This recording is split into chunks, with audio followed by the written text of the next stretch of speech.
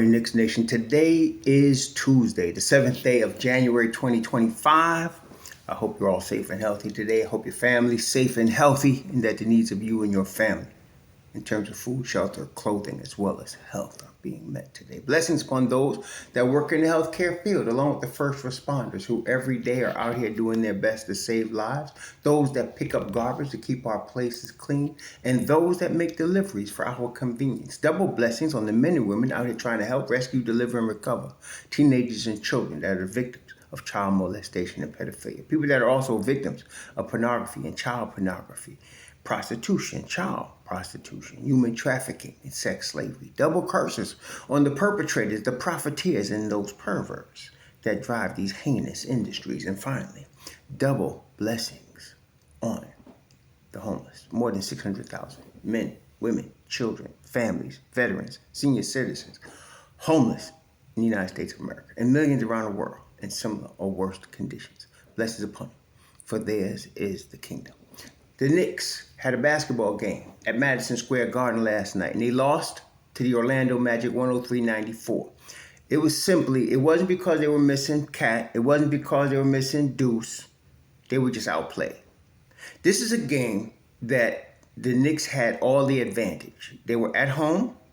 They had been at home from Sunday after losing in Chicago. They had beat Orlando 3 straight. And I heard even Tibbs say, it's hard to beat a team in the NBA 4 times in a year. Okay. But they were home. Orlando had played the night before, lost to Utah in Orlando, came to Madison Square Garden. Second night of a back-to-back. And they just simply outplayed the Knicks, period. It was a close game. But you see, when you're a team, first of all, let me just say this. I think I've been talking about this for more than 2 years now. I knew the Magic, when they drafted Paolo Banchero, he was the final piece. But what I discounted was the coaching of Jamal Mosley. What a coach this guy is. And the thing is that I knew they were coming, and I thought they would get here by now, and they're here. Orlando's for real. And that's why they're fourth in the East, and it's going to be a dogfight all the way to the end. And they're going to be a tough out come playoff time. So they're for real. But when you have a game like this, and the Knicks have won games like this when they've been on the opposite side of the situation, but you got to grind. You got to keep it close. You got to play disciplined ball, and you got to execute. Orlando did all that last night. They did all that last night. Last night, Wendell Carter, who apparently has lost his starting job. Wendell Carter was the starter at the 5 for Orlando. I thought when I saw him come off the bench the other night, it was just a temporary thing. But no, he's lost his starting position to Goga Bitadze, who earned it, actually. He earned it, but he's playing inspired ball. But he come off the bench last night and hit 3 big three-pointers. 6'10", he's a 5. But he hit 3 big three-pointers last night. He scored 19, and that was one of the daggers. Of course, there was Jonathan Isaac, who was never going to be, confused with Wilt Chamberlain or Jabbar, but he come off the bench and got 9 boards. It wasn't like he got 15 boards or 16 boards, but those 9, especially 4 in the offensive end, were big. See, you cobble together these little things. And then, of course, Cole Anthony led them with 24 points. He's from New York. He always plays inspired ball at the Garden. Always. Because he's from New York. And he wants to show out in front of the fans more than most people that come to the Garden because he's from the city. So that was that. And then, of course, there's KCP, Kentavious Caldwell-Pope. Kentavious Caldwell-Pope has always been a Knick killer. I mean, he goes back...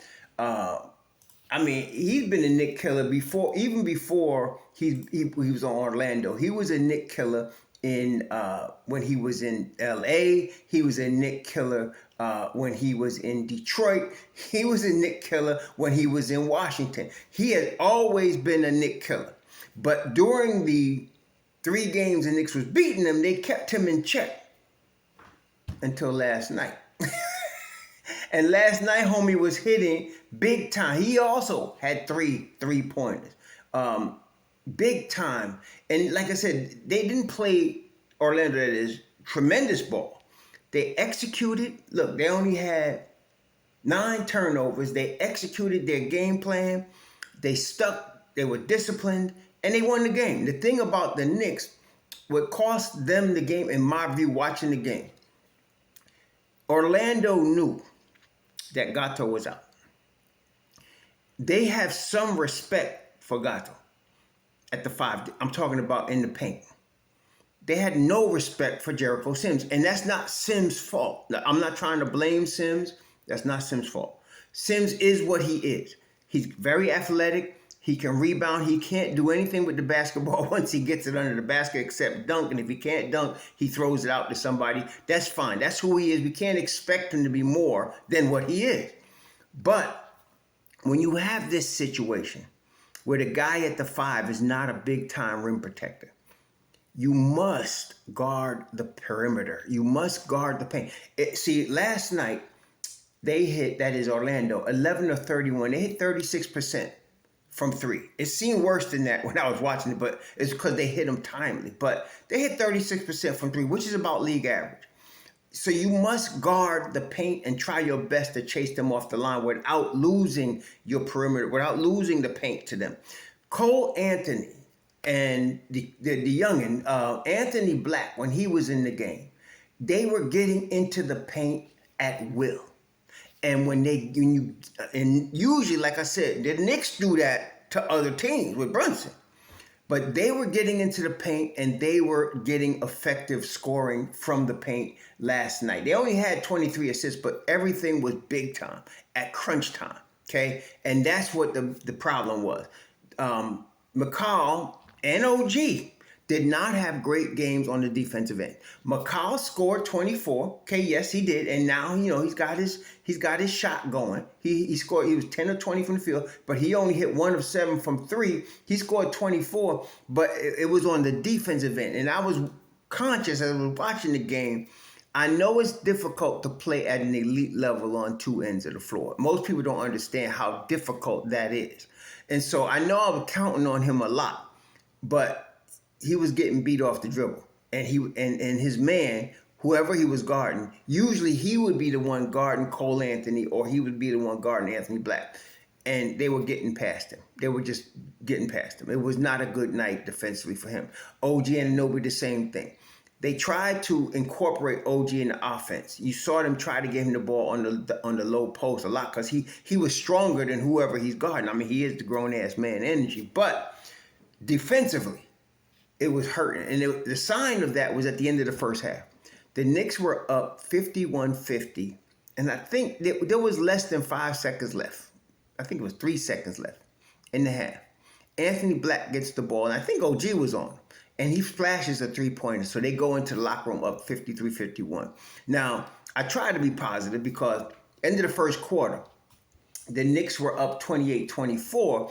2 things I like about that. The Knicks won the first quarter, and neither team scored over 30 points. That's good. That usually favors the Knicks. Then at half, even though they were down 53-51, nobody scored 60. So it was going to be a low-scoring game. I always like that in favor of the Knicks because of the toughness, because of the grit and grind that is our team. But last night, Orlando out-grit and grinded the Knicks. Period. End of story. This is the league. And on any given night, any team could be any team. Now, with all that being said, look, there's haters, right? Today, usually a day like today, I call it a clean house type of day. Because I'm going to be icing. A lot of people going to get got coming on my channel with stupidness. This is the thing. Tibbs is now in his 5th year as head coach. The Knicks were in the rebuild. It's a 5-year rebuild. So now we're ready to compete. And they're going to. But every single year, from year 1 to now, there are people criticizing and even a lot calling for Tibbs to be fired every year because a lot of self-sabotaging people calling themselves Knicks fans. Now the narrative is he's overplaying, and it's not now. It's been the same every year. He's overplaying his starters. That's been the theme every year. It never affects them becoming 4th in the East his first year, 5th in the East his 3rd year, and 2nd in the East last year in a rebuild. It never affects that. Okay? Yet Every year, we get the same BS from the same crowd of people. Okay? It's BS. It doesn't affect them come playoff time. Never. Okay? Let's go over it again. 4th, 5th, and 2nd. That's in 4 seasons during a rebuild. And then you got the other set of idiots. He's never won a championship. He's only had one superstar. There's no championship been won without superstars. Usually you get 2 of them on a championship team. Like Boston. They have 4. Well, let's count 3. Porzingis, Brown, and Tatum. And daggone if not, Derek White is an all-star level player, and we know Jrue Holiday has already been defensive player, all defensive player. So that's how you win a chip, okay? And you have to have them ancillary players. Tibbs has had one superstar. Until now, he's had only Derrick Rose. That's it. And he's never won a championship. No, he didn't. But a lot of y'all idiots want to come on here with that like it's some big thing, like he can't win. It's stupid. This ain't high school, man. So what I'm saying is, a lot of y'all getting got today. I know it. Okay? I'm not trying to hear it. Because the real Knicks fans, they have seen the last 5 years and appreciate. Prior to Tiz winning 17 and 21 games in the season, that's what they were doing. With Jeff Hornacek, with David Fizdale, with Isaiah Thomas, that's what they were doing. Okay? And so you got 4th, 5th, and 2nd in the East out of 4 seasons. And now you're 3rd in the East and threatening. And we got people, and this is the thing. Listen here very carefully. There's a term, a way of thinking called thinking from cause to effect. So people are saying, for example, that Tibbs is overplaying his starters. And they're implying that by doing that, they will have no energy come playoff time and they'll get beat because they're tired. It's never happened. So that is not true. You would think that after 5 seasons, 4 seasons where they were 4th, 5th, and 2nd in the East, that would have happened. But it didn't. Okay? And again, in those 4 seasons, at least 3 of them were doing a rebuild. And they were 4th, 5th, and 2nd in the East. So no, that theory is bunk. It's debunked by facts of what happened. Okay? So now, the same people are saying the same thing. So you're wondering, well, what are they looking for? Like, what do they want? Well, some of them want Tibbs to coach the way they want him to coach. So a guy that's been a pro coach, both assistant and head coach for over 30 years should listen to you in the peanut gallery. Makes sense. And then there are those that will come with, he's going to wear his players out. We just addressed that. No, he won't. And then there are those that have the agenda of he's overplaying his players. They can't win with Tibbs. We should fire Tibbs. That's where that's going. Again, y'all going to get got. Go to another team. Go to another channel that will commiserate with your BS. It ain't here. So I care about Knicks Nation, okay? But then I always, with the haters, I take the attitude of this. I used to have a karate instructor, and he used to say this to us when he was torturing us in his dojo. He used to say, "It's mind over matter.